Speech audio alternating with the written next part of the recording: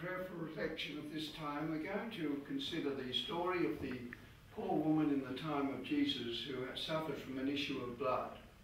And this story is given us, or this incident, from the Gospel of Mark, chapter 5, verse 25 to 33. And it's a lovely story, and we can be involved in it. So I'd like to read it for you. There was a woman who had suffered terribly from severe bleeding for 12 years. Even though she had been treated by many doctors, she had spent all her money, but instead of getting better, she got worse all the time. So she heard about Jesus, so she came in the crowd behind him. "If I can just touch his garments," she said to herself, "I shall get well."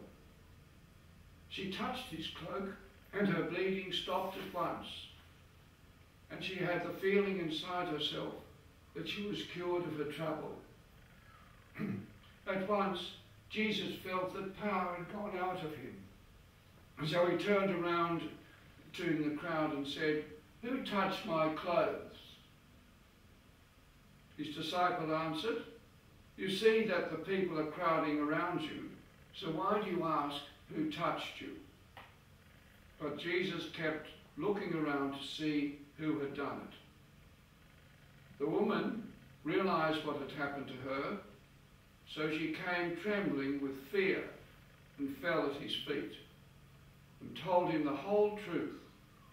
Jesus said to her, "My daughter, your faith has made you well. Go in peace and be healed from your trouble." And so we can easily imagine that scene again. It's a hot, dusty day with all these people crowding around Jesus, all excited and gesticulating, and no one can get near him properly. The disciples are trying to form a little protective group around him, but there's excitement and there's an air of expectancy around them. And just at the edge of the crowd, you can see this poor woman. You can see that she's trembling. You can see that she's very uneasy in herself. And you can see that she would like to get in, but she hasn't got the strength, and she hasn't got the wherewithal to make a move. And there she is. And that's what we're like at times. We're sort of out of things a bit. We've got something that's hindering us from moving forward in our family or in a project or in anything. And we just feel a bit out of it. This is what the woman was. She had this ailment that ostracized her from society, drove her out of her home and her family, out of her village or community, because the Jews wouldn't accept a woman with an issue of blood. For them it was unclean. She couldn't even go to the temple.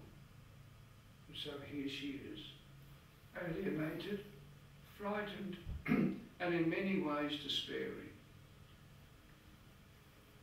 She doesn't know what to do. Yet Jesus is there as he is with us. In the depths of our being, he's present. In our hearts and minds, he's with us at this moment.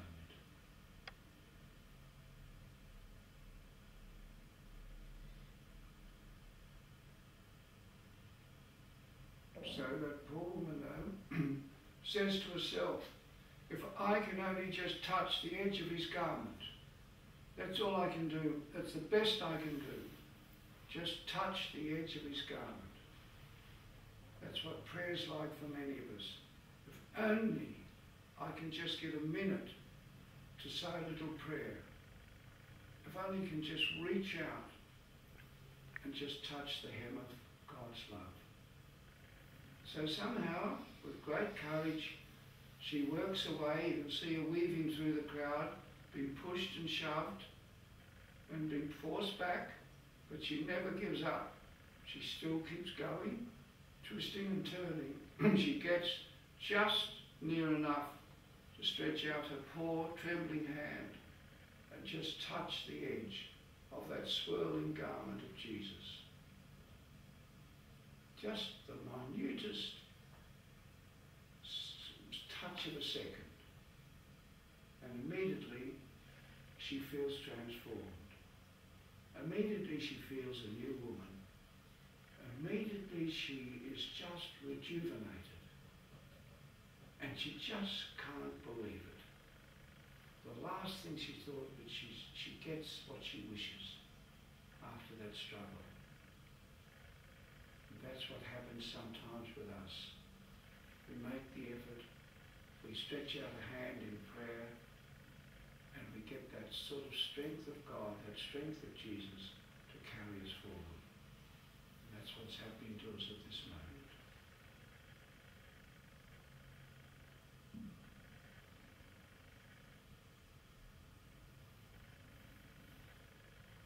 But the interesting thing is that Jesus, the Son of God, notice that power has gone out of him, some dynamism has flowed from him to that woman. Of all the crowd, with all the pushing and the shoving and the yelling and the excitement, there's only one person that Jesus knows about, and that's that woman. And power has gone out from him to her. So we get lost in the melee of life. So many things that take up our time and energy, so many demands made on us.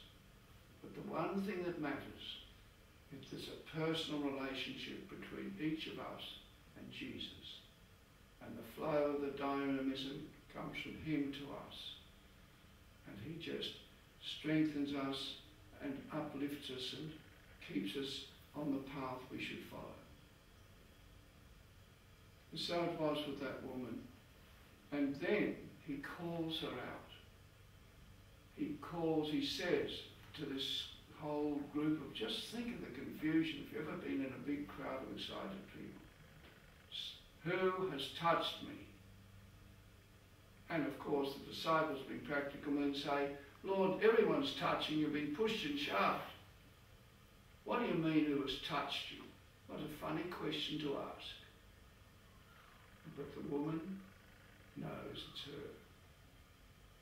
And with tremendous courage, she comes forward, trembling with her head bowed. Just imagine it. How ashamed, what an inferiority complex she'd have, just with her head down. I'm the one. I'm the one. How special she was. How special each of us are. So Jesus says to a woman, your faith has made you whole now. Go in peace. You're cured. And so she goes off a new woman. Completely changed. Able to go back to her home, and her family, and her friends, and her village. And face no more of that shame that's been with her for 12 years. And that's what Jesus does. That's what he wants to do, what he did for her. And he comes to us in many ways, because he's with us now. We all have our own needs, and he's here to heal us and send us away uplifted and full of hope. So we just sit with him for a moment now.